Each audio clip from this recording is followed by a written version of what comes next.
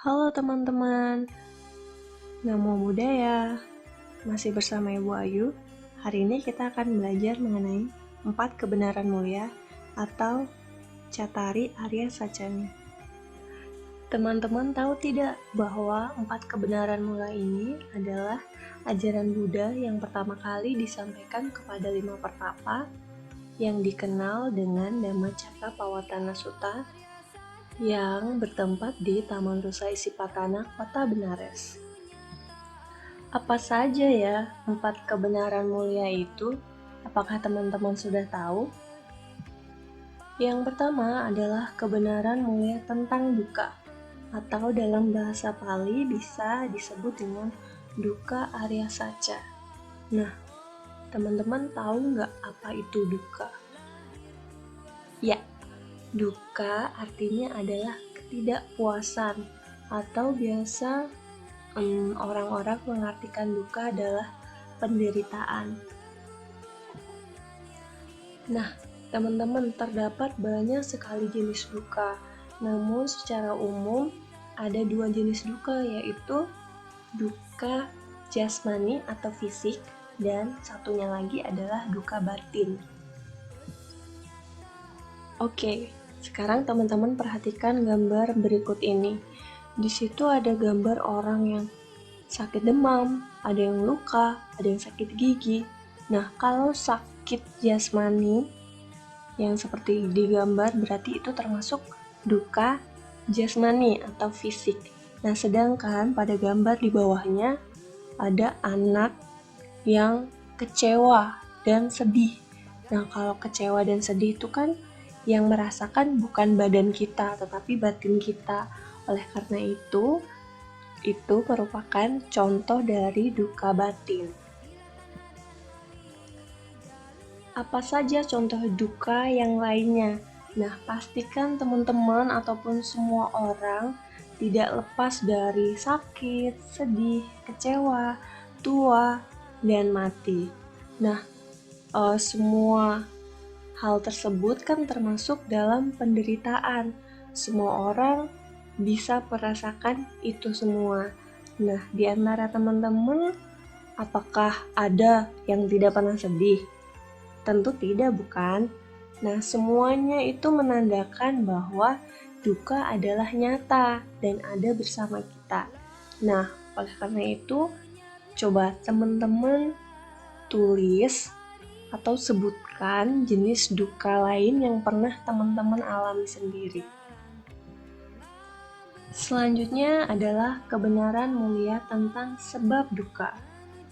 Nah, kalau di dalam bahasa Pali disebut dengan duka samudaya Arya Saca. Kalau penderitaan itu ada, pasti ada sebabnya kan? Gak mungkin tiba-tiba kita menderita namun tidak ada sebab yang pasti. Agar kalian tahu sebab dari duka, dengarkan kisah Lobi yang akan Bu Ayu ceritakan ya. Dengar baik-baik. Jadi pada perayaan Tahun Baru Imlek, biasanya anak-anak itu sangat suka karena mereka pasti mendapatkan angpau dari kedua orang tuanya. Nah, si Lobi ini berharap nih Tahun Baru Imlek kali ini dia akan mendapatkan angpau seperti biasanya.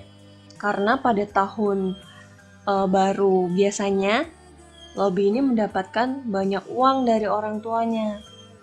Nah, tanpa sepengetahuan Lobi, ternyata usaha orang tuanya sedang mengalami kesulitan, sehingga tidak mungkin memberikan hadiah tahun baru seperti biasanya. Orang tua Lobi hanya bisa memberikan hadiah sedikit. Tentu hal ini membuat Adi tidak puas, sehingga kecewa dan sedih. Sebaliknya, berbeda dengan kakaknya yang bernama Adi.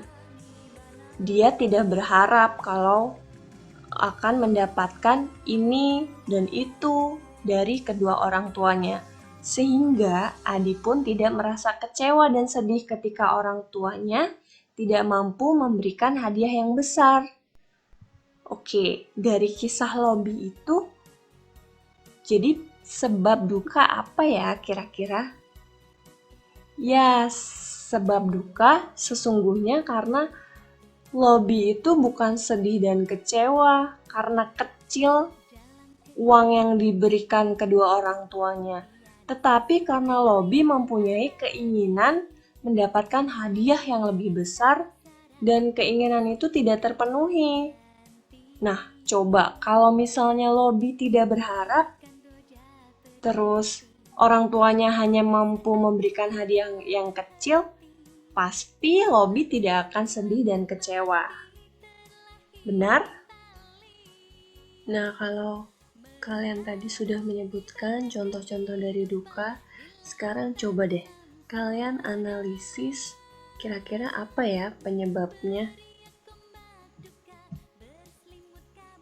Yang ketiga adalah kebenaran mulia tentang terhentinya duka. Dalam bahasa Pali dikenal dengan duka niroda arya saca. Nah, terhentinya duka terjadi apabila tercapainya kebahagiaan. Kalau di dalam agama Buddha, kebahagiaan tertinggi adalah nibbana. Nah, nibbana juga disebut sebagai tujuan terakhir umat Buddha. Oleh karena itu, terhentinya duka berarti apabila kita telah mencapai nibbana. Kalau tadi nibbana adalah kebahagiaan tertinggi, Sang Buddha juga menjelaskan tentang kebahagiaan lainnya. Nah, di dalam Anguttara Nikaya, Buddha menjelaskan bahwa ada 4 kebahagiaan yang bisa kita raih. Yang pertama, bahagia karena memiliki kekayaan. Yang kedua, bisa menikmati kekayaan tersebut. Yang ketiga, tidak memiliki hutang. Dan yang keempat, memiliki perilaku yang baik. Nah, teman-teman tahu nggak maksud dari kebahagiaan lainnya ini? Jadi begini, kalau kita sebagai umat Buddha belum bisa mencapai kebahagiaan tertinggi atau nibbana, ya minimal kita meraih kebahagiaan yang 4 tadi. Oke. Nah, kebahagiaan itu bisa kita raih di dalam kehidupan saat ini, sebelum nantinya kita meraih kebahagiaan tertinggi atau nibbana. Kira-kira selain kebahagiaan tertinggi atau nibbana, teman-teman bisa raih kebahagiaan yang seperti apa ya? Bisa sebutkan? Oke, misalnya teman-teman bisa bahagia karena sehat, betul? Karena kalau teman-teman sakit, pasti merasa menderita. Sedangkan kalau sehat, nanti bisa menikmati apa yang sedang dimiliki. Terus bisa juga bahagia karena memiliki teman yang baik. Ya, itu termasuk contoh-contoh kebahagiaan lainnya selain nibbana. Nah, teman-teman boleh cari yang lain, contoh kebahagiaan yang pernah teman-teman rasakan. Oke? Selanjutnya yang terakhir ada kebenaran mulia tentang jalan terhentinya duka. Wah, kira-kira apa ya jalannya? Oke, sebelumnya aku mau kasih tahu bahasa Palinya. Bahasa Palinya yaitu duka niroda gamini patipada arya saca. Teman-teman bisa ingat? Oke, apa saja ya kira-kira jalan untuk menuju terhentinya duka? Nah, kita harus melaksanakan jalan mulia berunsur 8.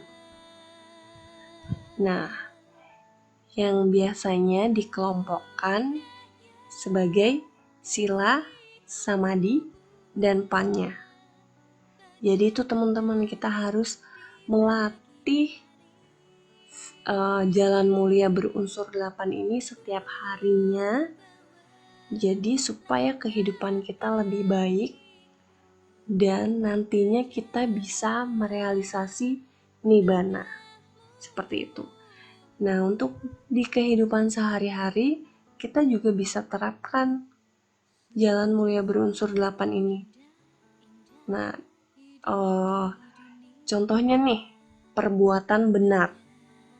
Di dalam kehidupan sehari-hari, kalau kita ingin bahagia, jalannya adalah melakukan perbuatan benar.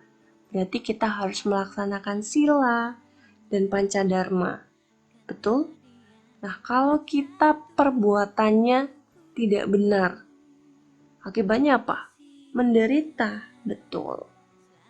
Jadi, kita harus selalu melatih ke-8 ini supaya hidup kita bahagia dan kita bisa merealisasi nibbana. Kalau teman-teman jalan menuju terhentinya duka apa? Supaya teman-teman bisa memperoleh kebahagiaan yang teman-teman inginkan. Nah, coba sebutkan. Oke, terima kasih sudah belajar bersama Ibu Ayu. Nah, kita bertemu di materi berikutnya. Sampai jumpa. Namo Buddhaya.